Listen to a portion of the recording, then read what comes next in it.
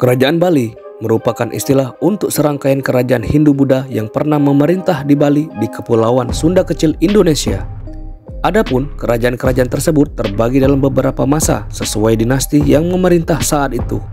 Dengan sejarah kerajaan asli Bali yang terbentang dari awal abad ke-10 hingga awal abad ke-20, kerajaan Bali menunjukkan budaya istana Bali yang luhur, di mana unsur-unsur spiritual penghormatan kepada arwah leluhur dikombinasikan dengan pengaruh ajaran Hindu yang diadopsi dari India melalui perantara Jawa kuno, berkembang, memperkaya, dan membentuk budaya Bali.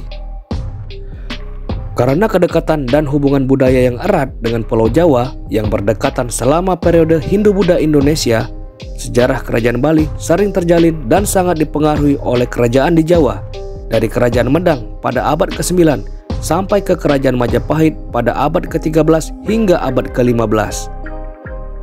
Budaya, bahasa, seni, dan arsitektur di Pulau Bali dipengaruhi oleh Jawa.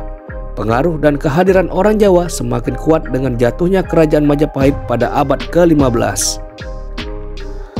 Setelah kekaisaran jatuh di bawah Kesultanan Muslim Demak, sejumlah abdi dalam Hindu, bangsawan, pendeta, dan pengrajin menemukan tempat perlindungan di Pulau Bali.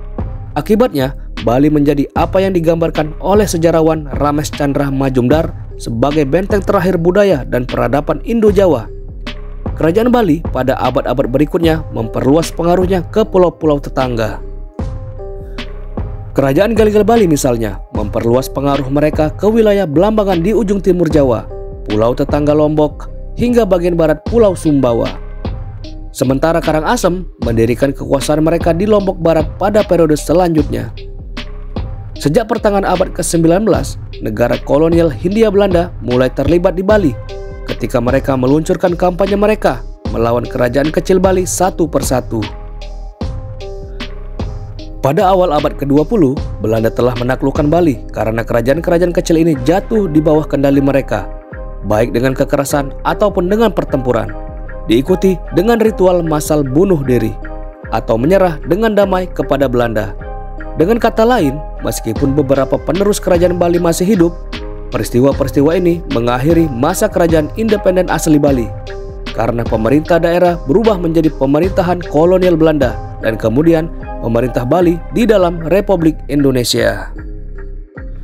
Salah satu prasasti berangkat tahun 875 Saka atau 983 Masehi berbahasa Sangsekerta menyebut nama Sri Walipuram yang mengandung arti bahwa Bali merupakan suatu kerajaan. Selain itu juga ada beberapa prasasti yang menyebut kata Bala Dwi Pamandala. Misalnya prasasti Klandis menyebutkan Ring Mani Ratna Singgasana Siniwi Sabali Dwi Pamandala, yang berarti sang raja yang duduk di atas singgasana bertahtakan emas permata dipuja oleh seluruh rakyat di wilayah Pulau Bali. Selanjutnya dalam prasasti Dausa Indrakila tahun 983 Saka atau 1061 Masehi menyebutkan Nidyasa Kumin King Saka Paripunakna Nikang Bali Pamandala, yang berarti raja senantiasa memikirkan kesejahteraan rakyat di seluruh wilayah Pulau Bali.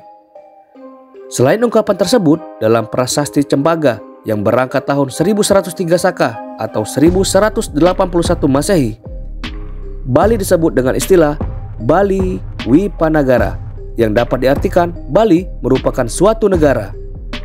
Semoga paham.